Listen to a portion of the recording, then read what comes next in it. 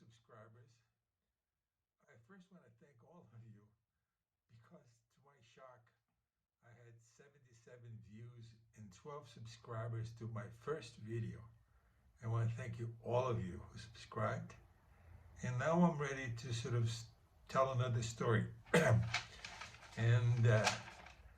this is how I got started in this whole saga, which probably started in 1992, so it's about 31 years ago, just about. For a series of reasons, I decided, since I had time, I started looking into my background, the story of the Sephardic Jews, and I read books. And it was so interesting about the saga of these people, because after having lived in Spain, who knows, from the year 400 all the way to their expulsion in 1492, so it's about 1,000 years more or less, they went, and how they dispersed around the world. They went to Portugal, and from Portugal they went to Holland, and from Holland they ended up going through Brazil back to the United States and the Americas. So the Spanish and Portuguese colonization of the Americas was filled with converted Jews to Catholicism, and the Inquisition followed them in Brazil up to whatever, 1700, I think.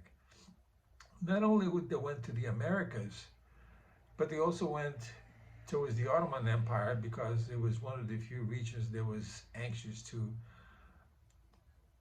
take them on. And some went to North Africa. From North Africa, they went to the Ottoman Empire. So in essence, they left Spain, and when their story goes all over the Mediterranean basin and the Americas. I'm not going to tell you about this story because this is such an incredible story, and so many people have written about it. But this is what got me started, and I sort of went out, and every time I traveled to the United States in the period between 1990 and 1992 and 93, and I had plenty of time, but that wasn't what I really liked to do. So I took the story of the Sephardic Jews as something that filled my time and my interest. And every time I traveled to the United States, I just bought books and filled the library full of books on Sephardic Jews, anything I could find. During this time, and now we're in 1992, and I'm still consulting and I have time, I dabbled for a time because I was searching for answers. As I mentioned before, I was looking at a belly button. You sort of look at your navel and contemplate your navel and think about life, or what you're going to do, what you're all about. So at the time, I had a friend who was heavily into esoteric stuff, meditations and crystals. I mean, through him, I just had time, and since I'm a double Scorpio, I have this little inclination to sometimes things of the occult, which is weird because I have an MBA. I always worked in financial services. I spent a long time working for Citibank, which is extremely rational and logical. So how do I understand this little side of me that sort of likes the occult? Interesting. But in my experience of being involved with some people, sometimes I thought they went overboard. But sometimes there was certain things that made sense, and these things have been going on for ages, so there's got to be something to it. And I just read the other day something that we sort of tend to appreciate the stuff that we can see, we can touch, but when you come down to it, electricity, the internet, sound waves, we don't see them. We know they exist. So when you think about telepathy or other things that we can't see but we know they exist, it's sort of scary but interesting in a way. The Spanish have an expression, no creo en brujas, pero que las hay. In English we would say, I don't believe in witches, but that they are. So Who knows? The fact is, certain things happen to me, and I'll tell the story of one, and you'll see that there's certain things cannot be explained logically. You just have to accept them for what they are. Call it coincidence, call it synchronicity, call it whatever you like. But to me, is every time I get engaged in this project, something nice happens. So in one of these trips, uh, before the trip, I went and bought a book, and I found a book in this library, and this is the book is by Yale Strom, The Expulsion of the Jews, 500 Years of Exodus. Here's the book. And I'll tell you more about this book, what happened here. And this book basically is a picture book that talks about the various Sephardic communities in Europe, starting with Spain, Portugal, Italy. Then it goes to Yugoslavia, then goes to Bulgaria, goes to Turkey, and Greece. And the interesting thing was that Bulgaria and Yugoslavia is where my background is where my parents and my ancestors, they all come from that region, from the Balkans. And they always spoke Spanish, so they had to sort of be part of the group of Jews that left Spain upon the expulsion, and they traveled through Italy, and they ended up in the Balkans, where there's Bulgaria, whatever, Yugoslavia didn't exist then. But so is the story. So it was interesting because when he was mentioning in the book the story of the Jewish communities in Yugoslavia, the names were so familiar because some of the names may have been relatives of my parents' friends, people that I knew, people that I've heard about, because many Yugoslavs ended up in Brazil, and then prior to Brazil and Ecuador, where I lived. So it was interesting as a book. Well, sometime in '92, I think, while I was going through this process of unhappiness, although I had everything people desire, money and time, but I was unhappy. And through this friend who was mixed up in all this esoteric work, meditation, I just decided one day, well, let me meditate and see if I come up with an answer. And here, this is real, and this took place maybe 30 years ago, and I still remember because it was shocking to me. I sat down and meditated, and I have no idea whether it was 10 minutes, an hour, 30 minutes, I have no idea. But here's what the images that came in. I'm sitting down on the floor in what seems to be a structure like a cone, or similar to a round structure that has galleries around it. If anybody has gone to the Guggenheim Museum in New York, it's built that way. Although it's a cylinder, the Guggenheim Museum, what I felt was a cone, was pitch black with galleries surrounding as you go up, you sort of go in galleries. And I was sitting, or on my knees, I suppose, on the floor, which pitch black, a light over me, some light illuminated me, and I was dressed in white. And I just looked at the galleries and asked them, so please, just give me some guidance. What am I supposed to do? Where am I going? You know, I'm happy. I have everything, but still I'm not happy. And then in the galleries, there were people, all dressed in black, men and women in black. The men were wearing top hats like they used to wear the top hats in 1920s, 1930s. And I remember vividly one person saying to somebody else, I don't know who, in Spanish, es el hijo de Tilda. This is Tilda's son. Look, Tilda's son. And Tilda is my mother. And they spoke in Spanish. And I said, well, yes, I am. Please tell me something. Just give me some guidance. And they said in English, we love you.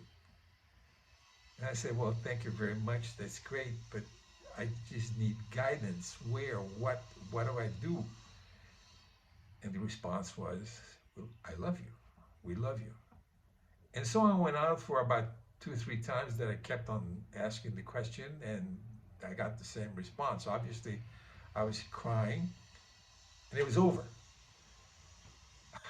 It's weird. I don't remember what happened afterwards, but I remember vividly that image, that dialogue, that that sensation. And I felt love because I felt, well, these are my ancestors and they're talking to me. And that's probably where the linkage between the story of my family and my ancestors begins to take place.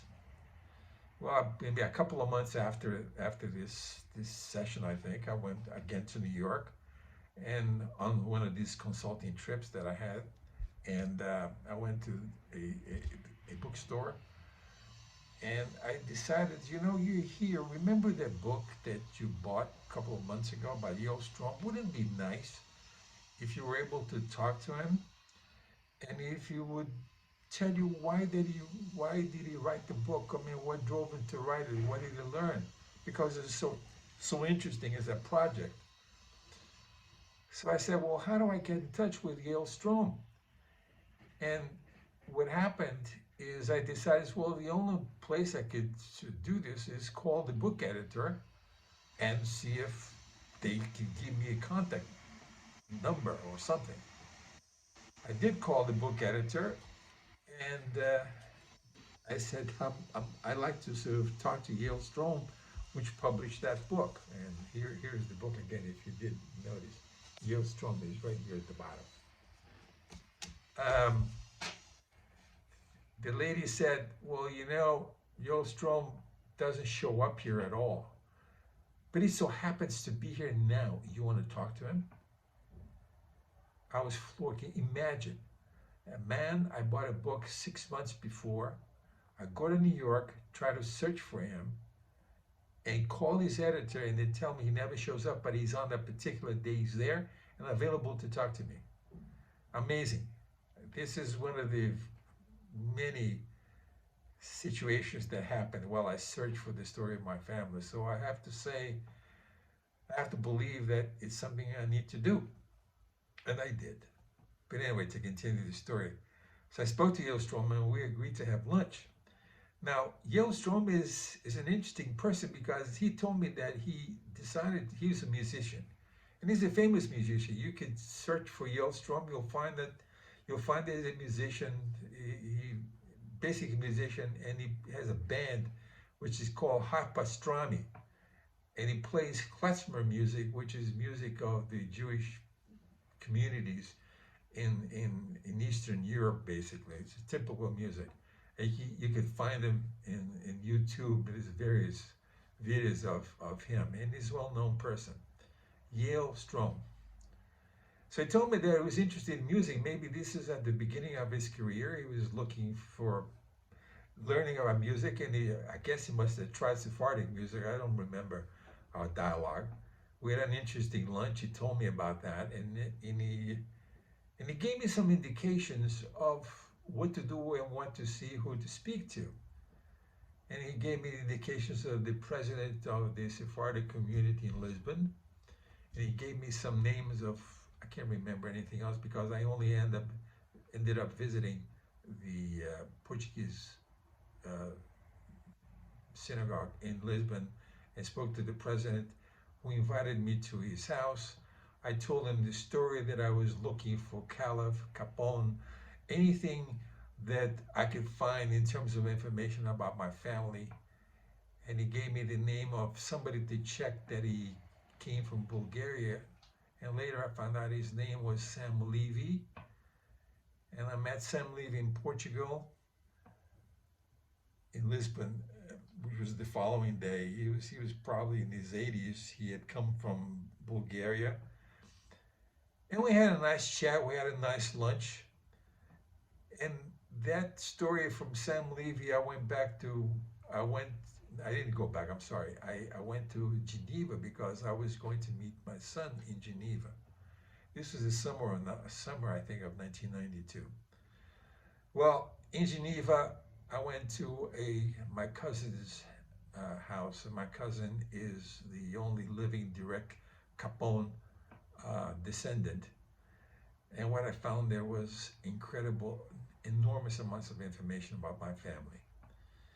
Anyway, by now we're on the 15th minute, and I don't want to make it longer than that.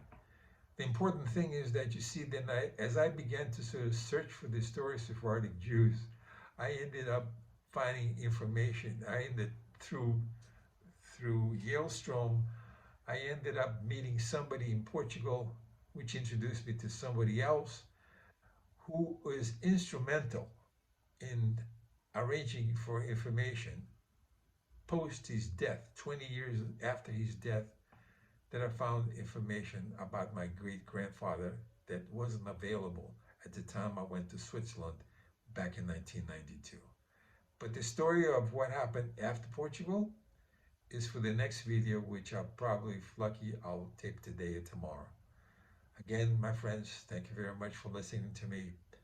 And what comes next is the story of my trip post-Lisbon immediately to Geneva, where I found stories of and documents about my great-grandfather, Abraham Capon, the one that wrote that Spain to Spain. Thank you again. Thank you for your support. I love it.